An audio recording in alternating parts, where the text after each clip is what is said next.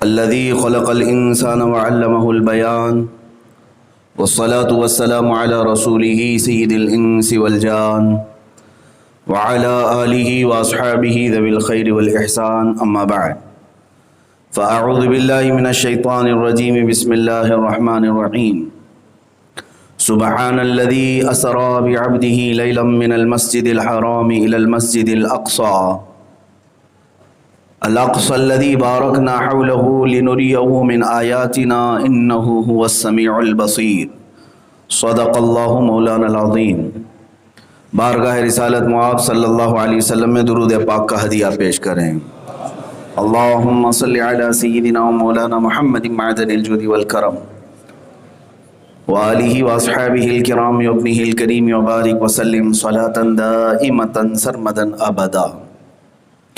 عزیزان اکرام وقار، رجب المرجب کی آج 27ویں ہے، یعنی کل شب معراج کی یاد ہم نے منائی اور آج یہ دن ہے رسول کریم صلی اللہ تعالیٰ علیہ وسلم کی زندگی پاک میں معراج میرے آقا کا ایک معجزہ بھی ہے اور اللہ کا ایک بہت بڑا انعام ہے جو نبی کونین صلی اللہ تعالیٰ علیہ وسلم سے قبل نہ کسی کو ملا تھا نہ قیامت تک کسی کو ملے گا۔ وہ رسول پاک صلی اللہ تعالیٰ علیہ وسلم کو اعزاز کے ساتھ تکریم کے ساتھ آسمانوں پر بلایا گیا۔ واقع معراج بڑا تفصیلی ہے، آپ نے اس سے قبل سنا بھی ہوگا، پڑھا بھی ہوگا۔ چند باتیں اس سے ریلیٹڈ میں عرض کرتا ہوں۔ حضور پاک صلی اللہ تعالیٰ علیہ وسلم کا یہ سفر معراج جب میرے آقا صلی اللہ علیہ وسلم بیان فرما رہے تھے، مکہ مکرمہ میں صبح کا وقت تھا، حجر اسود کے قریب کھڑے ہو کر میرے آقا صلی اللہ علیہ وسلم معراج کا سفر بیان فرما رہے تھے۔ تو اس وقت وہاں مشرکین مکہ بھی تھے اور جو ایمان لائے ہوئے تھے وہ بھی موجود تھے، مومنین۔ باہر سے آئے ہوئے قافلے بھی تھے تجارت کے، تقریباً مکہ میں 27 قبیلے ہوتے تھے، ان سب کے سردار وہاں موجود تھے۔ اتفاق سے سب کے سامنے میرے آقا صلی اللہ علیہ وسلم نے اپنے سفر معراج کو بیان کیا تو وہاں 2 جماعتیں ہو گئی۔ یہ توجہ سے سنیں اس بات کو، 2 گروپ ہو گئے۔ ایک نے حضور پاک صلی اللہ علیہ وسلم پر بغیر کسی چوں چرا کیے ہوئے ایمان قبول کیا، جس میں صدیق اکبر رضی اللہ تعالیٰ عنہ اور ان جیسے ایمان صفت لوگ تھے۔ انہوں نے فوراً کہا کہ اللہ کے نبی صلی اللہ علیہ وسلم نے اگر بیان کیا ہے تو یقیناً یہ حق ہے، سفر کو قبول کر لیا۔ ایک جماعت یہ ہوئی، اور ایک جماعت جس نے مکمل طور پر حضور کا انکار کیا، وہ کافروں کی جماعت تھی۔ انہوں نے کہا یہ سب افواہ ہے، معاذ اللہ رب العالمین۔ میرے آقا صلی اللہ تعالیٰ علیہ وسلم پر انہوں نے افترا کیا، جھوٹ باندھا، بہت الگ الگ طرح کی باتیں کی۔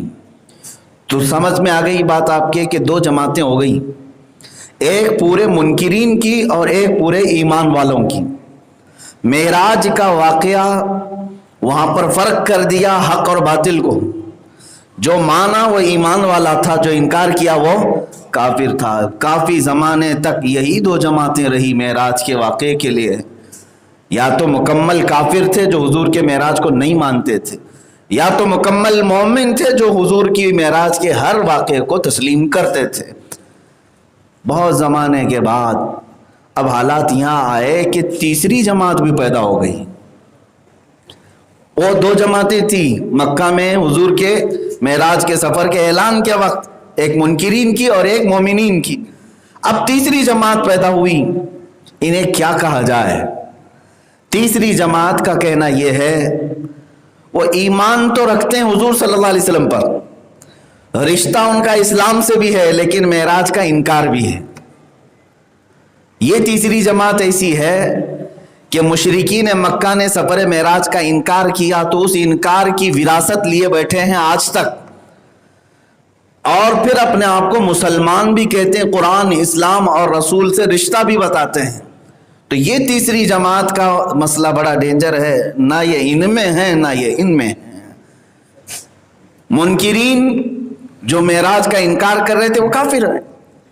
اب میرے عزیزو، یہاں یہ تیسری جماعت کے متعلق مجھے بات بتانا ضروری ہو گیا کہ جنہوں نے یہ پروپیگنڈا پھیلایا کہ حضور صلی اللہ علیہ وسلم کا یہ معراج کا سفر یہ خواب کا تھا، حضور سوئے تھے، آرام کر رہے تھے، تو رب تعالیٰ نے انہیں یہ ساری زیارتیں کرا دی آسمانوں کی، یہاں تک کہ جنت، دوزخ، عرش، کرسی، لوح، قلم، یہ سب میرے آقا صلی اللہ علیہ وسلم کو نیند کی حالت میں کرایا گیا۔ اس پر وہ اپنی کئی دلیلیں بھی لاتے ہیں، وقت ہوتا تو ہر دلیل کا میں رد بھی کرتا، جو چیزیں وہ پیش کرتے ہیں۔ عزیزان گرامی، سب سے پہلی بات، حضور اکرم صلی اللہ علیہ وسلم کے سفر معراج کے لیے قرآن کی یہ آیت ہی کافی ہے جو ابھی میں نے خطبہ مسنونہ کے بعد تلاوت کی، سبحان الذی اسرا۔ سبحان الذی، سبحان کہتے کسے ہیں؟ سبحان کہتے ہیں ہر کمتر چیز اور ہر عیب سے پاک ذات کو، جس کے اندر عیب کا شائبہ بھی نہ ہو۔ سبحان اسے کہتے ہیں کہ جو ہر طرح کی چھوٹی چیزیں، کمتر چیزیں، عیب جس میں ہو ان سب سے پاک، اور جو بلند و بالا ہو اسے سبحان کہا جاتا ہے۔ اب مجھے بتائیے، یہ لفظ اس وقت کہا جاتا ہے جب کوئی بہت بڑا کام ہوا ہو، بہت بڑا کام ہوا ہو تو اس وقت کیا کہا جاتا ہے؟ سبحان۔ ظاہر سی بات ہے آپ کے ہاں بھی رواج ہے، جب کوئی بہت اچھی چیز دیکھتے ہیں تو کیا کہتے ہیں؟ سبحان اللہ۔ سبحان اللہ کا لفظ بھی آپ کے ہاں معمول یہ بنا ہوا ہے۔ بہت اعلیٰ چیز کو اگر آپ دیکھتے ہیں تو کیا کہتے ہیں؟ سبحان اللہ۔ میرے عزیزو، رب تعالیٰ جب سبحان کے ذریعے سے حضور کے سفر کو بیان کر رہا ہے، ترجمہ سنیے، اللہ فرما رہا ہے پاک ہے وہ ذات جس نے اپنے بندے خاص کو سفر کرایا رات کے ایک حصے میں مسجد حرم سے مسجد اقصی تک۔ یہ ترجمہ ہے قرآن پاک کا، سبحان الذی اسرا بعبدہ۔ اب اس میں کئی لفظ ہیں جو حضور صلی اللہ علیہ وسلم کے جسمانی معراج کی دلیل ہے، میں اسی پر آج گفتگو کر رہا ہوں۔ بس واقعہ بڑا تفصیلی ہے، صرف اور صرف یہ عقیدہ میں دینا چاہتا ہوں جن لوگوں نے یہ پروپیگنڈا پھیلایا کہ وہ سوتے ہوئے خواب میں گئے تھے، خواب میں آ گئے۔ اے میرے عزیز، خواب ہی کی بات ہوتی تو اتنا بڑا اس کو بیان نہیں کیا جاتا سبحان کہہ کر کے، اس کو تو یوں ہی بیان کر دیا جاتا۔ ارے خواب کی باتیں تو قرآن پاک میں آئی۔ ابراہیم علیہ السلام نے خواب دیکھا، اپنے بیٹے کو ذبح کر رہے ہیں، وہاں پر کہیں سبحان کا لفظ نہیں آیا۔ حضرت ابراہیم علیہ السلام کے خواب کا تذکرہ ہے، حضرت یوسف علیہ السلام کے خواب کا تذکرہ ہے۔ یوسف علیہ السلام نے خواب دیکھا، انی رأیت 11 کوکبا، کہ میں نے 11 ستاروں کو دیکھا ہے کہ وہ مجھے سجدہ کر رہے تھے۔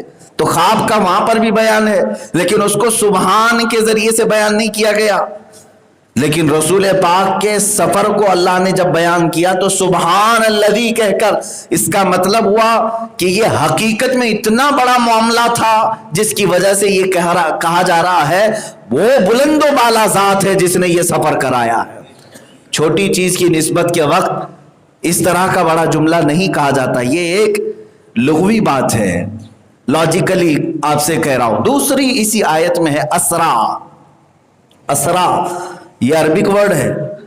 اسرا کا مطلب کیا ہے؟ یہ الاسراء سے ہے، چلنے کو کہتے ہیں، زمین پر چلنے کو کیا کہتے ہیں؟ اسرا۔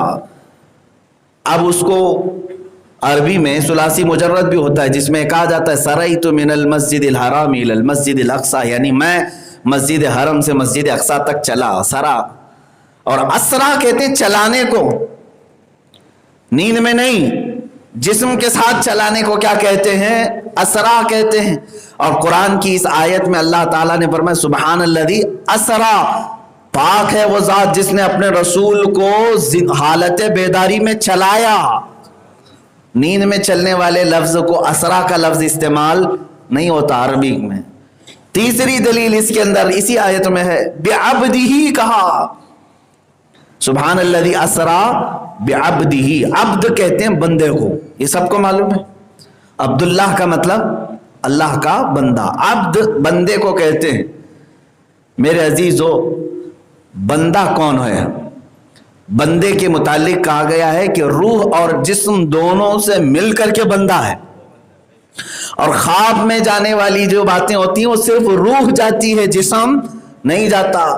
تو اگر خواب ہی میں حضور کو لے جایا گیا ہوتا تو قرآن میں ایسا آتا کہ پاک ہے وہ ذات جس نے اپنے بندے خاص کی روح کو سفر کرایا، بلکہ یہاں ذکر کیا ہے؟ اپنے بندے کو سفر کرایا۔ بندہ جسم کے ساتھ ہوتا ہے، صرف روح نہیں۔ عبد کا لفظ بھی یہ بتا رہا ہے کہ جسم کے ساتھ میرے آقا صلی اللہ تعالی علیہ وسلم تشریف لے گئے۔ میرے عزیزوں، کئی دلائل موجود ہیں قرآن سے بھی اور احادیث رسول سے۔ میرے آقا صلی اللہ تعالی علیہ وسلم نے خود بیان بھی فرمایا ہے، لیکن جن کو انکار جن کی گٹھی میں لکھا ہوا ہے، اللہ انہیں ہدایت عطا کرے۔ ہم یہی دعا کر سکتے ہیں۔ باقی اگر اسی پر مصر رہے تو اللہ تعالیٰ کے ہاں قیامت کے دن وہ خائب و خاسر اٹھائے جائیں گے منکرین کے ساتھ۔ میرے مصطفیٰ کریم صلی اللہ تعالیٰ علیہ وسلم کی شان جس قدر بیان کی جائے وہ کم ہے۔ بعد از خدا بزرگ تو ہی قصہ مختصر، خدا کے بعد اگر کوئی مرتبہ ہے تو میرے مصطفیٰ کریم صلی اللہ علیہ وسلم کا ہے۔ الحمدللہ ہم عظمت مصطفیٰ صلی اللہ تعالیٰ علیہ وسلم کو بیان کرتے ہیں، کرتے رہیں گے انشاءاللہ۔ اور معراج کا سفر بھی میرے نبی کی عظمت بیان کرنے کے لیے ہے، یہ کوئی کہانی نہیں ہے۔ یہ کوئی کہانی اس طرح سے نہیں ہے کہ سنا کر کے لوگوں کو لوریاں سنائی جائیں، بلکہ یہاں رسول پاک کی عظمت اور رفعت بیان کرنا ہے کہ جہاں جبرائیل کی بھی رسائی ختم ہوتی ہے وہاں سے میرے مصطفیٰ کا سفر پھر آگے شروع ہوتا ہے۔ جبرائیل امین سید الملائکہ، جن کی طاقت و قوت کا اندازہ نہیں کر سکو گے، یہاں تک کہ اگر وہ اپنی اصلی شکل میں ظاہر ہو جائیں تو فرمایا گیا کہ اگر وہ زمین پر یہاں کھڑے ہو جائیں تو آسمانوں پر ان کا سر ہوگا، اور ان کا ایک پر مشرق میں تو دوسرا پر مغرب میں ہوگا۔ اس قدر بڑی شکل جبرائیل علیہ السلام کو دی گئی۔ اور بھی بہت سارے ان کے متعلق، ان کے پر کتنے ہیں، ہزاروں کے پر انہیں دیے گئے ہیں جبرائیل امین کو، اور ان کی سرعت رفتار اس کا کوئی حساب نہیں۔ سرعت رفتار کا مطلب تیزی، کس قدر وہ تیزی سے آتے ہیں اور جاتے ہیں دنیا میں۔ اس کی صرف ایک اگزامپل میں اگر آپ کو بتا دوں، رسول کریم حضرت ابراہیم خلیل اللہ علیہ السلام نے جب اپنے بیٹے اسماعیل علیہ السلام کو ذبح کرنے کے لیے لٹایا تھا، گردن پر چھری رکھ دی تھی۔ آپ سوچیں، آپ گردن پر چھری ہے اور چھری سے گردن کے کٹنے میں کتنا وقت لگے گا؟ یوں ہاتھ گھمانا ہے، نہ وہاں منٹ کا وقت لگے گا نہ ہی سیکنڈوں کا۔ لیکن ابراہیم علیہ السلام نے چھری رکھی اپنے بیٹے کے گردن پر اور ابھی آگے گھمانا چاہتے تھے، اس سے قبل اللہ کا حکم آیا جبرائیل کو کہ جنت سے دمبا لے لو اور لے کر کے جاؤ، اسماعیل کو ہٹاؤ اور اس کو رکھو۔ اتنے ہی وقت میں آپ نے جنت سے دمبا بھی لیا اور سفر کر کے نیچے آئے بھی اور اسماعیل علیہ السلام کو ہٹایا بھی اور رکھا بھی۔ یہ جبرائیل امین علیہ السلام کی سرعت رفتار۔ دوسری ایک روایت یہ ملتی ہے، یوسف علیہ السلام کو ان کے بھائیوں نے کنویں میں پھینکا، کنویں میں ڈالا تھا، تو جب بھائیوں نے اوپر سے گرایا یوسف علیہ السلام کو، کنواں بہت لمبا نہیں تھا، چھوٹا سا تھا، پرانا کنواں تھا۔ یوسف علیہ السلام کنویں کے منہ سے لے کر پانی تک آنے میں کتنا وقت لگ رہا ہوگا؟ ارے بھاری جسم جب آتا ہے تو شاید سیکنڈوں میں نیچے آ جائے گا، لیکن اللہ کا حکم ہوا جبرائیل علیہ السلام کو کہ یوسف کو ان کے بھائیوں نے گرا دیا ہے، گرانے والے نہیں، گرا دیا ہے، دھکیل دیے ہیں۔ اے جبرائیل، ان کے پانی میں پہنچنے سے پہلے انہیں تھام لو۔ جبرائیل علیہ السلام یوسف علیہ السلام کے کنویں میں پانی پر پہنچنے سے پہلے پہنچے ہوئے تھے۔ وہ کس قدر تیز رفتاری ہوگی۔ ابراہیم علیہ السلام کو آگ میں ڈالا نمرود نے، منجنیق سے پھینک دیا گیا تھا، وہ ایک بہت بڑی جیسے آج توپ ہوتی ہے، توپ سے ڈالا جا رہا ہے اور پھینک دیا گیا۔ آگ میں پہنچنے کے لیے شاید چند سیکنڈ لگے ہوں، لیکن اللہ کا حکم ہوا ہے جبرائیل آگ میں پہنچنے سے پہلے میرے خلیل کے پاس پہنچو، وہ پہنچ گئے۔ تو جو جبرائیل علیہ السلام کی سرعت رفتار ہمارے عقل و دماغ میں نہیں آ رہی، ان کی سرعت رفتار بھی سدرۃ المنتہا پر جا کر ختم ہو گئی اور کہا اب مصطفیٰ یہاں سے آپ کی سرعت رفتار ہے. جہاں جبرائیل کی طاقت ختم ہو جائے میرے مصطفیٰ کی طاقت کی ابتدا ہے.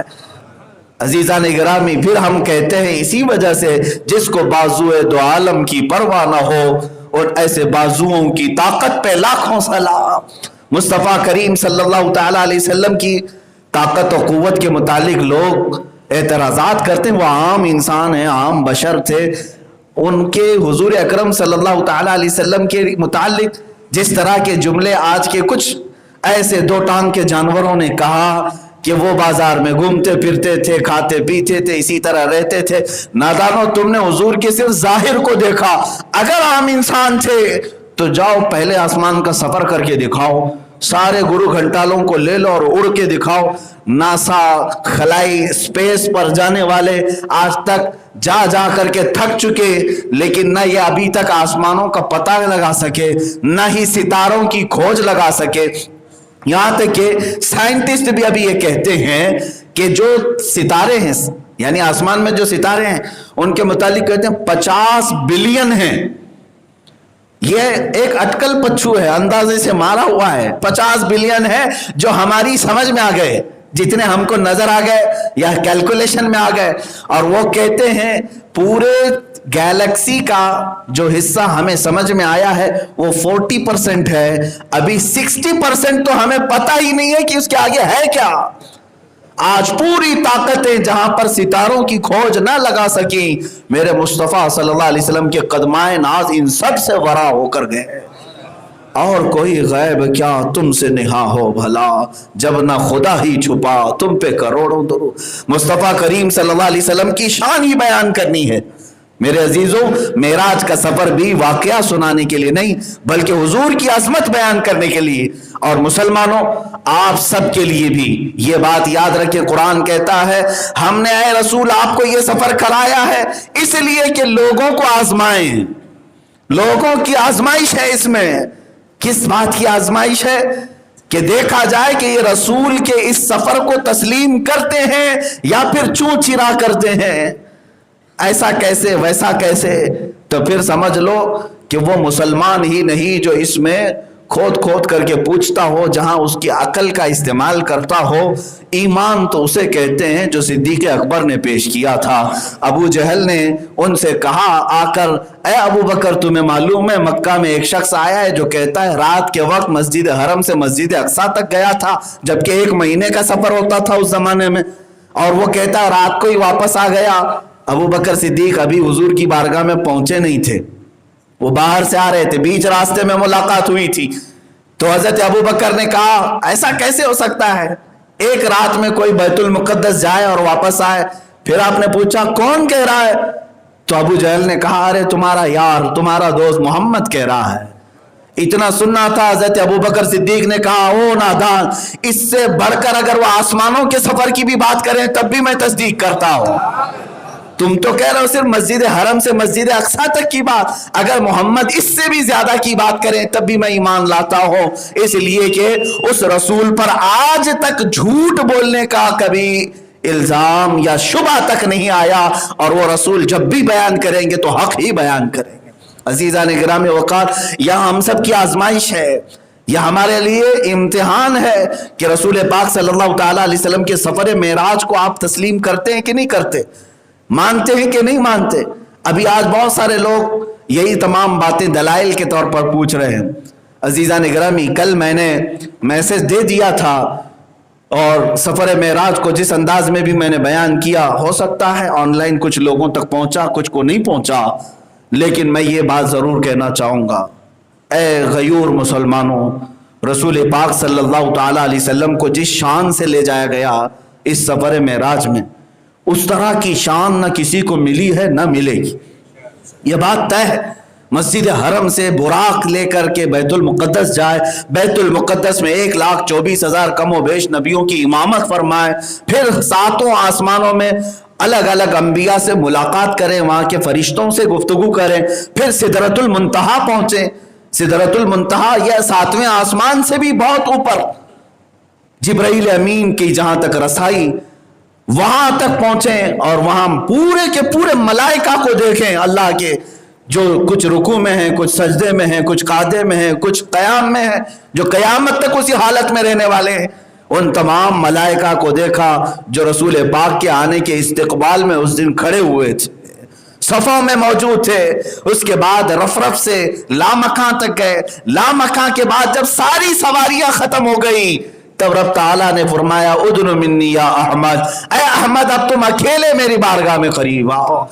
اس مقام تک پہنچنے کے بعد اس رسول پاک صلی اللہ تعالیٰ علیہ وسلم نے اگر یاد فرمایا کسی چیز کو، اے مسلمانوں میرے رب کی بارگاہ میں عرض کرتے کہ مولا آج کی رات تو میری امت کی بخشش میرے حوالے فرما دے۔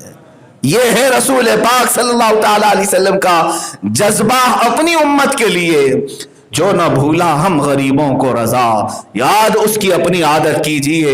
اس رسول پاک نے معراج کی شب اللہ رب العزت کے قرب میں ہم جیسے گنہگاروں کو، نکموں کو یاد کیا اور سلام بھی بھیجا وہاں سے، والسلام علینا وعلی عباد اللہ الصالحین۔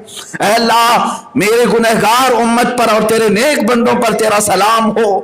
رسول پاک نے ہمیں یاد کیا۔ اب سوال یہ آتا ہے،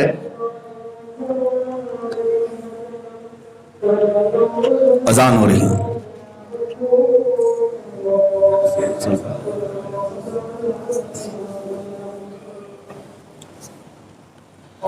چل رہا تھا۔ بہرحال اللہ کرے کہ ہماری مسجد کے نظم و نسق کو ہمیشہ متحد و متفق رکھے، برقرار رکھے۔ کچھ لوگوں کو اگر شرارت ہی ہے، نظم و نسق خراب کرنا ہی چاہتے ہیں، تو یہ ان کا اپنا حصہ ہے۔ اللہ تبارک و تعالیٰ انہیں ہدایت عطا فرمائے۔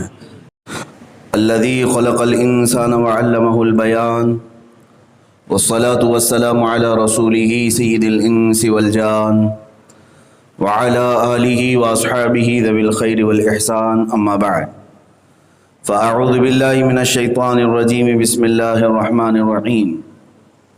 سبحان الذي أسرى بعبده ليلا من المسجد الحرام إلى المسجد الأقصى الأقصى الذي باركنا حوله لنريه من آياتنا إنه هو السميع البصير، صدق الله مولانا العظيم۔ بارگاہ رسالت معاب صلی اللہ علیہ وسلم میں درود پاک کا ہدیہ پیش کریں۔ اللہم صلی علی سیدنا و مولانا محمد معدن الجود والکرم وآلہ واصحابہ الکرام وابنہ الکریم وبارک وسلم صلاة دائمتا سرمدا ابدا۔ عزیزان گرامی وقار، رجب المرجب کی آج 27ویں ہے، یعنی کل شب معراج کی یاد ہم نے منائی، اور آج یہ دن ہے رسول کریم صلی اللہ تعالیٰ علیہ وسلم کی زندگی پاک میں معراج میرے آقا کا ایک معجزہ بھی ہے اور اللہ کا ایک بہت بڑا انعام ہے، جو نبی کونین صلی اللہ تعالیٰ علیہ وسلم سے قبل نہ کسی کو ملا تھا، نہ قیامت تک کسی کو ملے گا۔ وہ رسول پاک صلی اللہ تعالیٰ علیہ وسلم کو اعزاز کے ساتھ، تکریم کے ساتھ آسمانوں پر بلایا گیا۔ واقع معراج بڑا تفصیلی ہے، آپ نے اس سے قبل سنا بھی ہوگا، پڑھا بھی ہوگا۔ چند باتیں اس سے ریلیٹڈ میں عرض کرتا ہوں۔ حضور پاک صلی اللہ تعالیٰ علیہ وسلم کا یہ سفر معراج جب میرے آقا صلی اللہ علیہ وسلم بیان فرما رہے تھے، مکہ مکرمہ میں صبح کا وقت تھا، حجر اسود کے قریب کھڑے ہو کر میرے آقا صلی اللہ علیہ وسلم معراج کا سفر بیان فرما رہے تھے۔ تو اس وقت وہاں مشرکین مکہ بھی تھے اور جو ایمان لائے ہوئے تھے وہ بھی موجود تھے، مومنی، باہر سے آئے ہوئے قافلے بھی تھے تجارت کے۔ تقریباً مکہ میں 27 قبیلے ہوتے تھے، ان سب کے سردار وہاں موجود تھے۔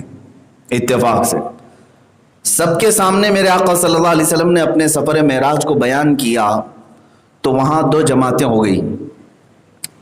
یہ توجہ سے سنیں اس بات کو، 2 گروپ ہو گئے۔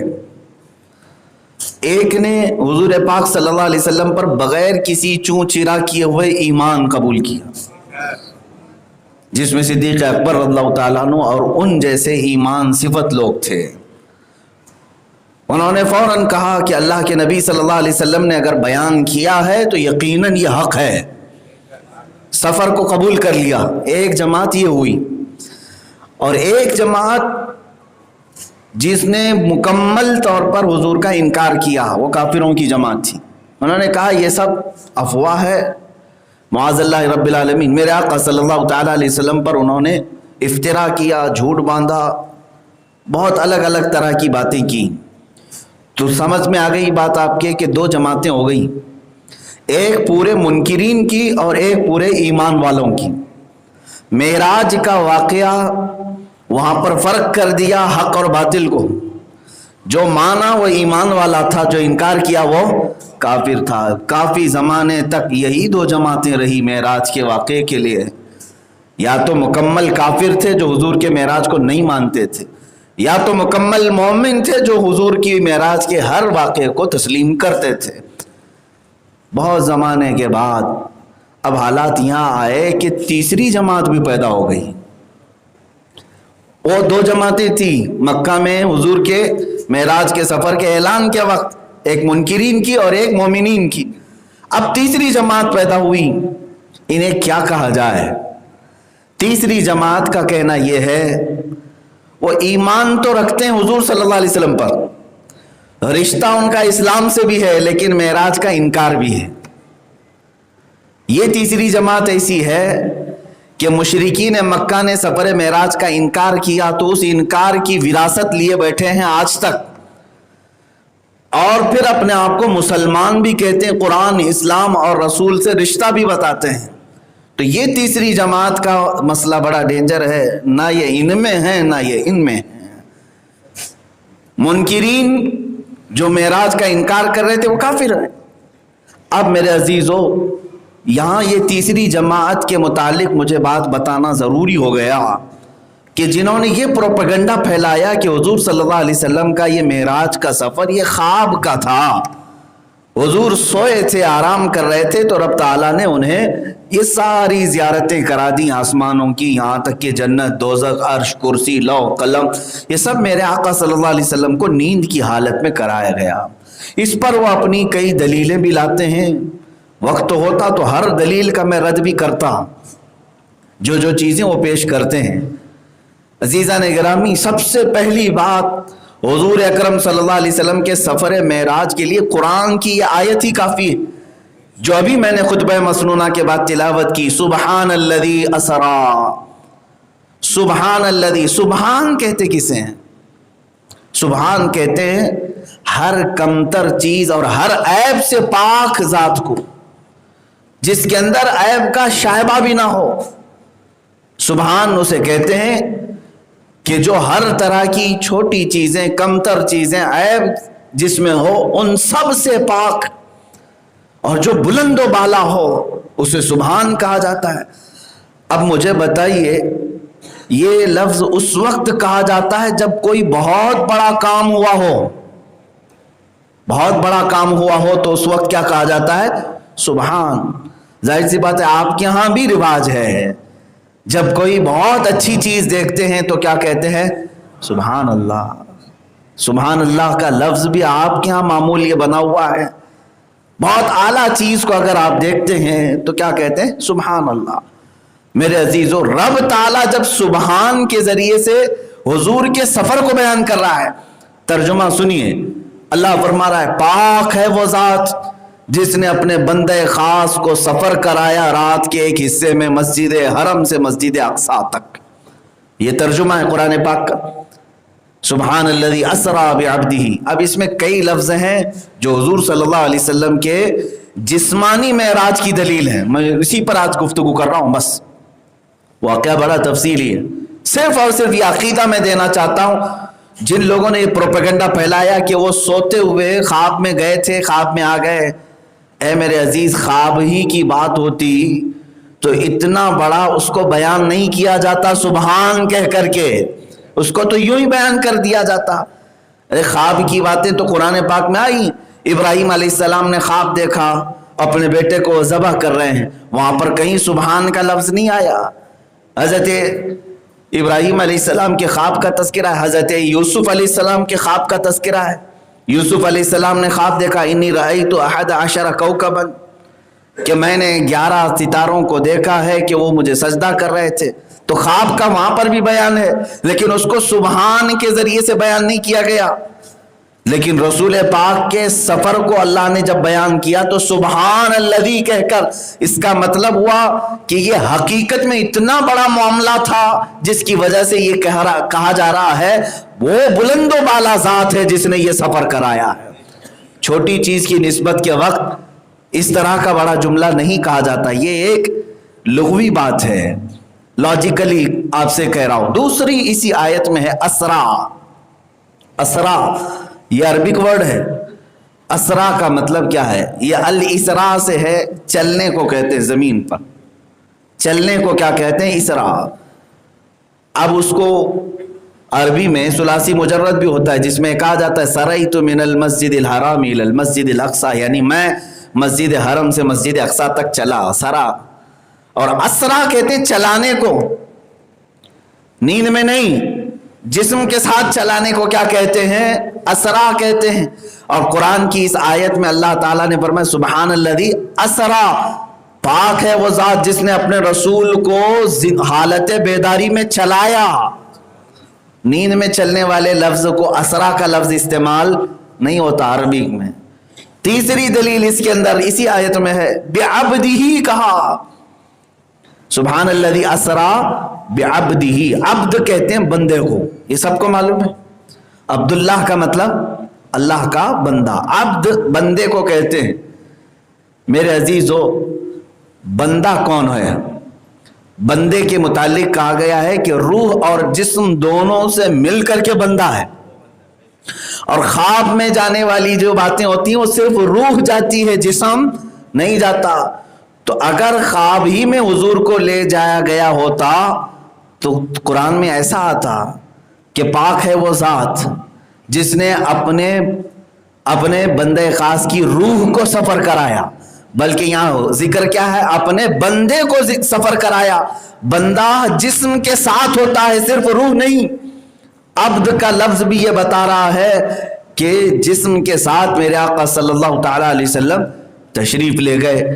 میرے عزیزو، کئی دلائل موجود ہیں قرآن سے بھی اور احادیث رسول سے. میرے آقا صلی اللہ تعالی علیہ وسلم نے خود بیان بھی فرمایا ہے، لیکن جن کو انکار، جن کی گٹھی میں لکھا ہوا ہے، اللہ انہیں ہدایت عطا کرے. ہم یہی دعا کر سکتے ہیں. باقی اگر اسی پر مصر رہے تو اللہ تعالیٰ کے ہاں قیامت کے دن وہ خائب و خاسر اٹھائے جائیں گے منکرین کے ساتھ.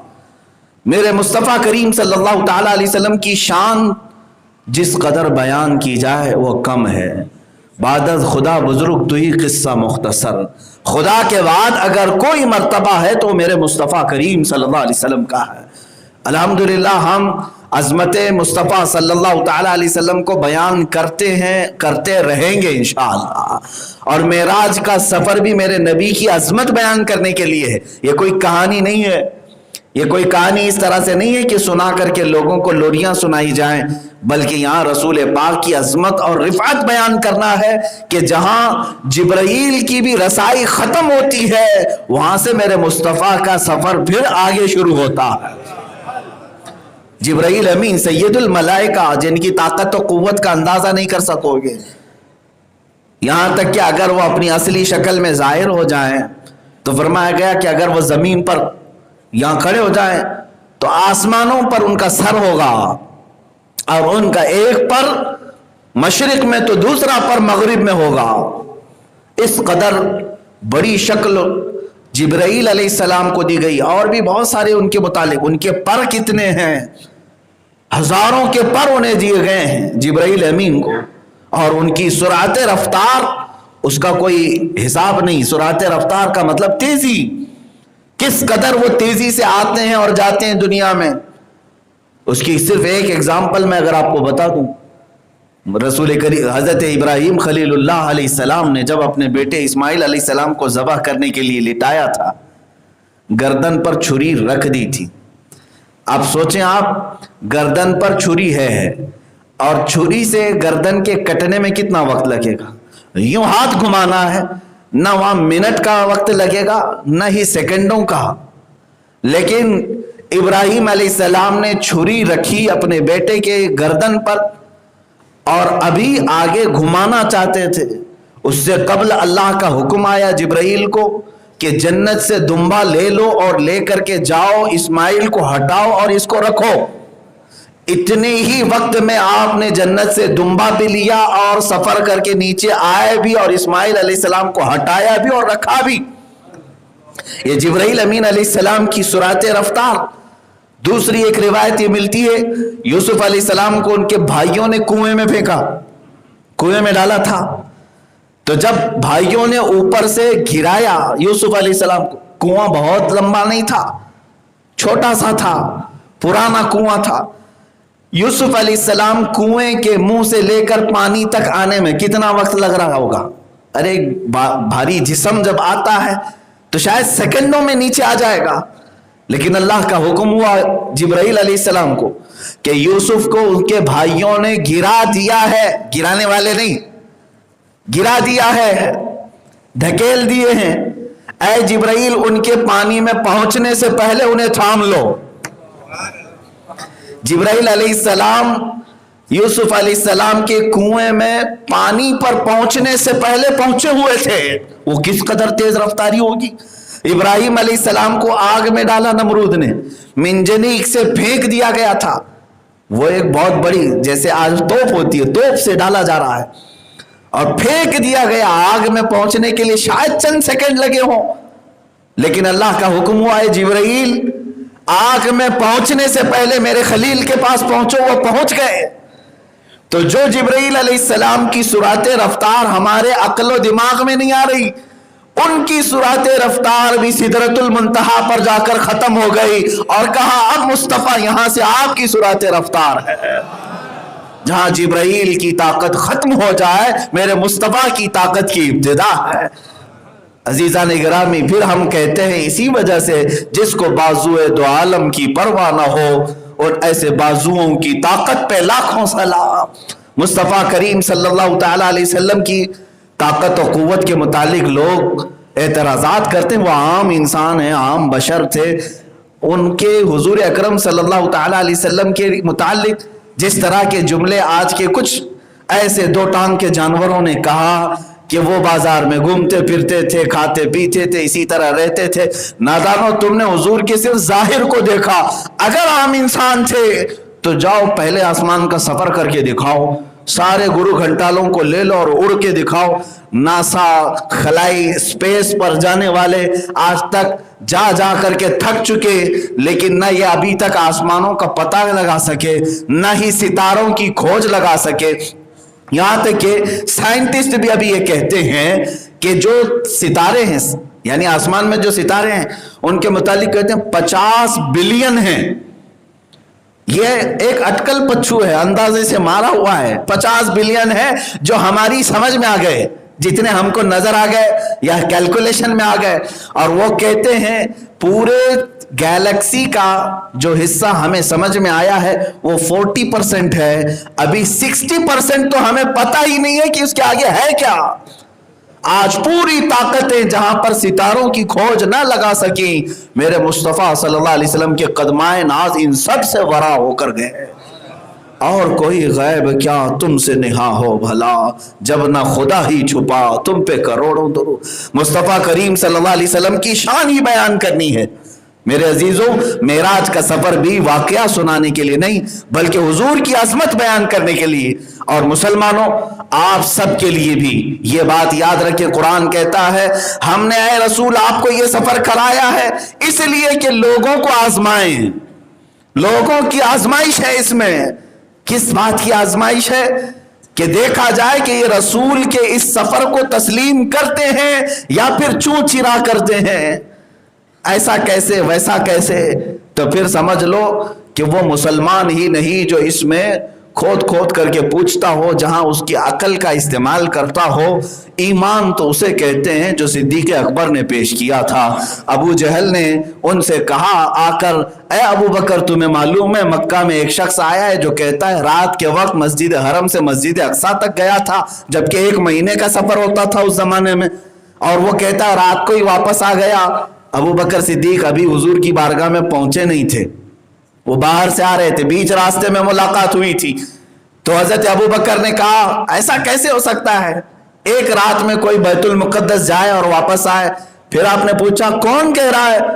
تو ابو جہل نے کہا ارے تمہارا یار، تمہارا دوست محمد کہہ رہا ہے. اتنا سننا تھا. حضرت ابو بکر صدیق نے کہا او نادان، اس سے بڑھ کر اگر وہ آسمانوں کے سفر کی بھی بات کریں تب بھی میں تصدیق کرتا ہوں.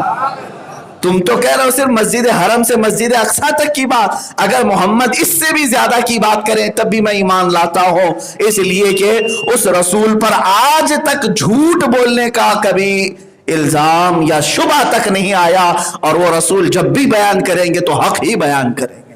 عزیزان گرامی وقار، یہ ہم سب کی آزمائش ہے، یہ ہمارے لیے امتحان ہے کہ رسول پاک صلی اللہ تعالیٰ علیہ وسلم کے سفر معراج کو آپ تسلیم کرتے ہیں کہ نہیں کرتے، مانتے ہیں کہ نہیں مانتے. ابھی آج بہت سارے لوگ یہی تمام باتیں دلائل کے طور پر پوچھ رہے ہیں. عزیزان گرامی، کل میں نے میسج دے دیا تھا، اور سفر معراج کو جس انداز میں بھی میں نے بیان کیا، ہو سکتا ہے آن لائن کچھ لوگوں تک پہنچا، کچھ کو نہیں پہنچا، لیکن میں یہ بات ضرور کہنا چاہوں گا، اے غیور مسلمانوں، رسول پاک صلی اللہ تعالیٰ علیہ وسلم کو جس شان سے لے جایا گیا اس سفر معراج میں، اس طرح کی شان نہ کسی کو ملی ہے نہ ملے گی. یہ بات طے ہے. مسجد حرم سے براق لے کر کے بیت المقدس جائے، بیت المقدس میں 1,24,000 کم و بیش نبیوں کی امامت فرمائے، پھر ساتوں آسمانوں میں الگ الگ انبیاء سے ملاقات کریں، وہاں کے فرشتوں سے گفتگو کریں، پھر سدرۃ المنتہا پہنچیں. سدرۃ المنتہا یہ 7ویں آسمان سے بھی بہت اوپر، جبرائیل امین کی جہاں تک رسائی، وہاں تک پہنچیں، اور وہاں پورے کے پورے ملائکہ کو دیکھیں، اللہ کے جو کچھ رکوع میں ہیں، کچھ سجدے میں ہیں، کچھ قعدے میں ہیں، کچھ قیام میں ہیں، جو قیامت تک اسی حالت میں رہنے والے ہیں. ان تمام ملائکہ کو دیکھا جو رسول پاک کے آنے کے استقبال میں اس دن کھڑے ہوئے تھے، صفوں میں موجود تھے. اس کے بعد رف سے لامکان تک گئے. لامکان کے بعد جب ساری سواریاں ختم ہو گئی تب رب تعالیٰ نے فرمایا ادن منی یا احمد، اے احمد اب تم اکیلے میری بارگاہ میں قریب آؤ. اس مقام تک پہنچنے کے بعد اس رسول پاک صلی اللہ تعالیٰ علیہ وسلم نے اگر یاد فرمایا کسی چیز کو، اے مسلمانوں میرے رب کی بارگاہ میں عرض کرتے کہ مولا آج کی رات تو میری امت کی بخشش میرے حوالے فرما دے. یہ ہے رسول پاک صلی اللہ تعالیٰ علیہ وسلم کا جذبہ اپنی امت کے لیے. جو نہ بھولا ہم غریبوں کو رضا، یاد اس کی اپنی عادت کیجئے. اس رسول پاک نے معراج کی شب اللہ رب العزت کے قرب میں ہم جیسے گنہگاروں کو، نکموں کو یاد کیا، اور سلام بھی بھیجا وہاں سے، والسلام علینا وعلی عباد اللہ الصالحین. اے اللہ میرے گنہگار امت پر اور تیرے نیک بندوں پر تیرا سلام ہو. رسول پاک نے ہمیں یاد کیا. بہرحال اللہ کرے کہ ہماری مسجد کے نظم و نسق کو ہمیشہ متحد و متفق رکھے، برقرار رکھے. کچھ لوگوں کو اگر شرارت ہی ہے، نظم و نسق خراب کرنا ہی چاہتے ہیں، تو یہ ان کا اپنا حصہ ہے. اللہ تبارک و تعالیٰ انہیں ہدایت عطا فرمائے.